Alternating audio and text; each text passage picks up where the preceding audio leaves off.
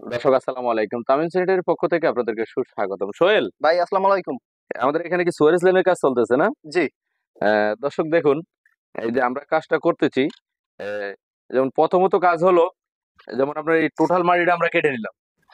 কেটে নেওয়ার পরে একদম আবার দেখেন এই লেভেলটার জন্য আমরা কিন্তু একটা সুতা ধরছি। সুতা ধরে দেখলাম টোটাল মাটিটা কাটা আছে কিনা। আপনারা যারা কাজ করান এবং যারা করেন, তাদের উদ্দেশ্যে একটা মেসেজ দিতে চাই যে একদিক দিয়ে মাটি কাটছেন, একদিক দিয়ে পাইপ ফেলাইছেন না। এটা হয়তো রানিং কাজ হবে, ফিউচারের কাজের পরিণতি খারাপ হবে। আর দ্বিতীয় কথা হলো, এই যে আমরা কাজ করার আগে একটা জিনিস করছি কি, টোটাল মাটিটা যখন বেজের জন্য উঠেছে আবার আমরা নতুন মাটি ফেলে নিছি, নিয়ে মাটিটা বসাইছি 1 সপ্তাহ 1 মাস যাবত। বসে আবার আমরা নতুন করে মাটি কেটেছি। এভাবে হয়তো যদি আপনার বাড়ির কাজটা সোয়ারেজ লাইনের কাজটা করেন, আমি আশা করি আপনার কাজটা লং টাইম মানে